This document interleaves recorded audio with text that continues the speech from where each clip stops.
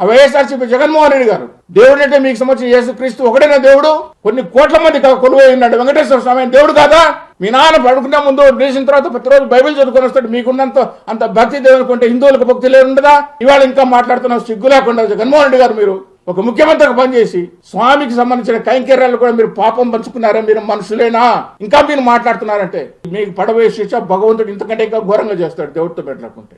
రాజకీయాలు చేసుకోండి. అధికార పక్షం కానీ ప్రతిపక్షం కానీ దేవుడిని ఎందుకే పాపం చేస్తారు? నిన్న ఒక నాయకుడు మాట్లాడతాడు, భక్తులు బాధ్యత తీసుకోవాలి. మీరు కల్తీ చేసిన ప్రసాద్ భక్తులు తినాలా?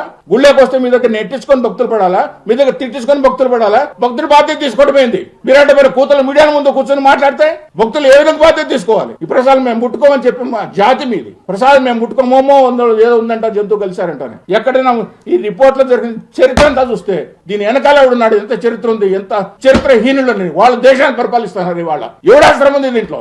ఎందుకు ఇంత ధైర్యం చేశారు? ఒక ప్రముఖ పుణ్యక్షేత్రం మక్కాకు చేయగలుగుతారా? ఇజ్రాయెల్కి వెళ్ళి చేయగలుగుతారా? ఒక చర్చికి చేయగలుగుతారా?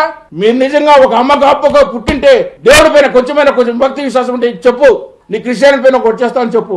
ఏ పాలకమండలి వస్తే ఏదో రోబోటిక్ గా కూర్చొని ఏదో చేసేసుకుంటున్నా కదా. పాలకమండలి పనికిమాల పాలకమండలి ఎందుకు ఉండాలి అంటే మీ రాజకీయ లబ్ధి కోసం, మీ రాజకీయ ప్రయోజనాల కోసం ఏ పార్టీ అయినా కావచ్చు. ఇంతగా నికృష్టంగా వాడుకోవాలి. నా దేవుడిని వాళ్ళు మాట్లాడినారు కాబట్టి మేము ప్రాపర్ గా ఎక్స్పోజ్ చేసుకోవాలంటే మీది తప్పే.